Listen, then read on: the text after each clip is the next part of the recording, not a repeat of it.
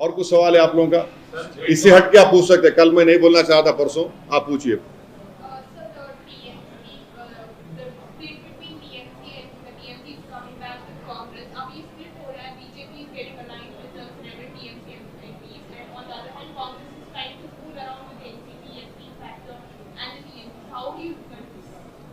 I have nothing to look at it. मेरा इसमें मेरे को क्या बोलने का है, वो सवाल ये पैदा होता कि जो लोग थकते नहीं मुझे गाली देने से, अब बोलो क्या हो रहा है। ये हर बार मेरी पार्टी को, मुझे, मेरे पार्टी के लोग गालियां देते, मिले हुए है, मिले हुए है, मिले हुए है।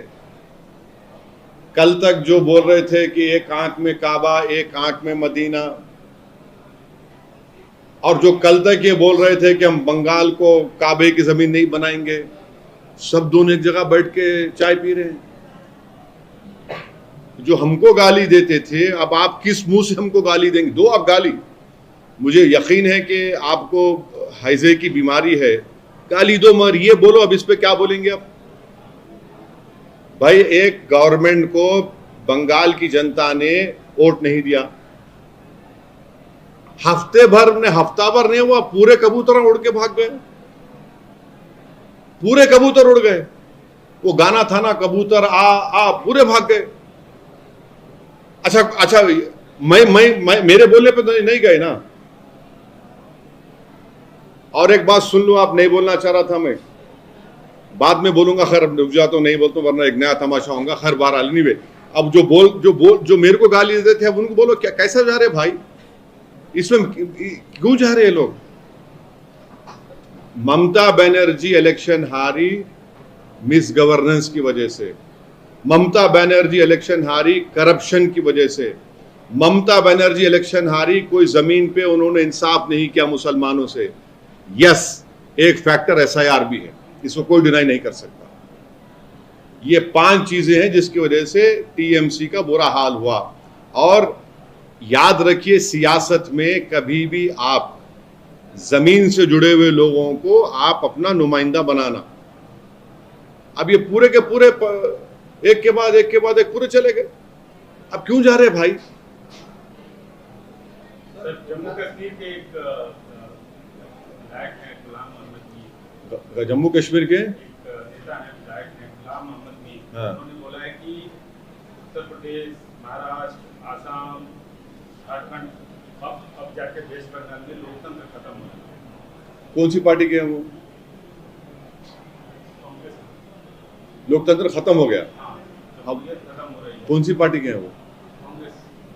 अब वो उनको मालूम भाई क्या हुआ, कैसे हो रहा। हम तो लोकतंत्र बचाने के लिए एसआईआर के लिए काम कर रहे हैं। हम तो लोकतंत्र बचाने के लिए इलेक्शन लड़ते हैं ताकि लोगों में एतमाद बहाल रहे। और अब आप नहीं मालूम वो अब कैसा बोल रहे हैं, वो उनको जवाब देना पड़ेगा। अब मगर एक बात है कि बीजेपी के एक मुस्लिम नेता कश्मीरी औरंगाबाद को गए, औरंगाबाद में जाके होटल में ठहरे। बीजेपी के मुस्लिम नेता है वो, कश्मीर के, कश्मीरी हैं, औरंगाबाद में ठहरे। तो 1 घंटे के अंदर होटल वाला उनको बोला थैंक यू वेरी मच, आप प्लीज चले जाइए। क्यों निकल जाओ? बोले आप कश्मीरी मुसलमान हैं और खुद बीजेपी के हैं। अब आप बताइए देश में कितनी नफरत है। बीजेपी का है, मगर बीजेपी के कश्मीरी मुसलमान है, बीजेपी के ही गाना गाते, बीजेपी के ही ऑर्केस्ट्रा पार्टी के हिस्सा है, बल्कि उस खव्वाली पार्टी में उनका काम खव्वाली का है। उन्हीं को बोल दिया गया औरंगाबाद के होटल वाले के साथ आप चले जाइए क्योंकि आप कश्मीरी मुसलमान हैं, मैं रखते आप। एक आदमी पैसे दे के रह रहा है।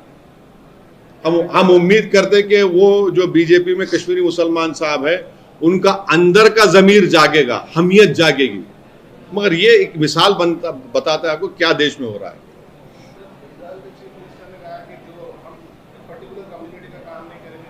वो तो उन्होंने संविधान पे जो ओथ लिया उसके खिलाफ है वो।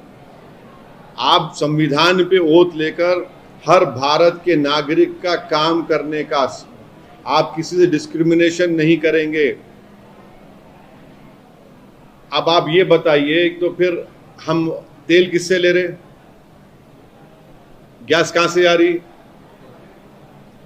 खतर से गैस आ रही ना। हम सबसे देशों से आप गैस हम दुनिया के कई ममालिक से लेते, पेट्रोल कई ममालिक से लेते, तो क्या करेंगे? उसमें भी आप रिलीजन लेके आएंगे क्या? तो ये तो आप तो एक चीफ मिनिस्टर हैं, आप, जनता ने आपको वोट दिया है, और अगर आप इंसाफ नहीं करेंगे और आप इंसाफ की जगह डिस्क्रिमिनेशन करेंगे तो ये तो उस ओहदे की बेइज्जती होगी जिस पर खुदा ने अब इन्हें जनता ने आपको वहाँ पर जिम्मेदारी देके बनाया है। सर, आसाम कैबिनेट ने डिसीजन लिया है कि 18 साल से पहले आधार कार्ड नहीं, 18 साल से पहले आधार कार्ड नहीं। वो आधार कार्ड तो गवर्नमेंट ऑफ इंडिया का कानून है, उनका क्या कानून है उसमें? नहीं, आधार जो बनता है वो तो गवर्नमेंट ऑफ, तो ये क्या अलग मुल्क बन गया क्या वो आसाम? आधार तो गवर्नमेंट ऑफ इंडिया के रूल से होगा ना, उनका क्या उसमें पोजीशन है? सेंसस भी कैसा करेंगे बोलो? हम आसाम के मुख्यमंत्री से एक ही सवाल कर रहे हैं, जो एनआरसी हुआ जिसमें 18-19 लाख के 20 लाख करीब लोगों के नाम नहीं आए, आप बोलते कि मुसलमान को नहीं देंगे, दूसरों को सिटीजनशिप देंगे। आधार कार्ड को तो लॉ है ना, वो कौन होते हैं सब चेंज करने वाले? Sir, Trump claims that Iran has attacked Indian ships, Iraq did refuse states. Recently, आपको मालूम, वो आप देख रहे जो कैप्टन जो बोल रहा, अमेरिका मिसाइल मारता है हमारे कश्ती के ऊपर जहां पर हमारे इंडियन सेलर्स हैं, मदद की भीख मांग रहा है बेचारा, और अमेरिकन मदद को नहीं आते। और देश के प्रधानमंत्री ट्रंप का नाम लेने डरते क्यों भाई? हम उनको बुलाकर डिमार्शे देते हैं उनके अमेरिकन एम्बेसी से। अरे बोलो ना भाई। आपको याद है नरेंद्र मोदी का एक ओल्ड ट्वीट, अब वो जब ट्वीट बोलते थे अब एक्स पे आ गया, वो जब ये इटालियन लोगों ने मार दिया था, केरल के लोग थे, जब उस वक्त वो चीफ मिनिस्टर थे, उन्होंने क्या क्या लिखा था ट्वीट में, पढ़ लीजिए आप जाकर। ये कैसा नरम रवैया है, तेल लो ले लो, मत लो मत लो, भारत के नागरिक मर रहे, हम बुला के उनको बोल रहे गलत हुआ। अरे क्या है भाई ये? आखिर भारत के नागरिक की जान की कोई कीमत है या नहीं है, या सिर्फ गोरी चमड़ी वालों की कीमत है?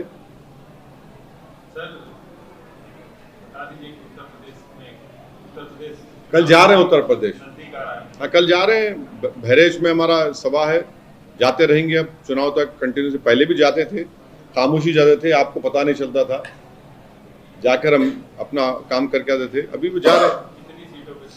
अभी तो इलेक्शन की खरी, देखिए ये सवाल कोई पॉलिटिकल पार्टी आपको नहीं देगी, जब इलेक्शन आएगा जब बताएंगे आपको। और हम तो पूरी ताकत और पूरी के साथ लड़ने जा रहे हैं, पूरी पार्टी तैयार है।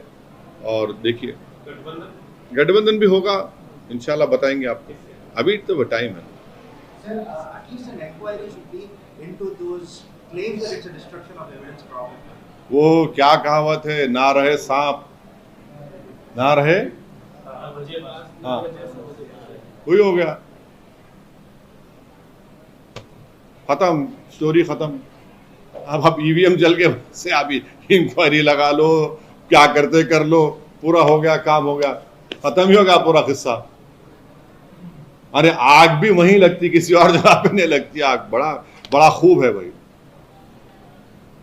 Okay sir, thank you sir, बहुत शुक्रिया आपका, थैंक यू।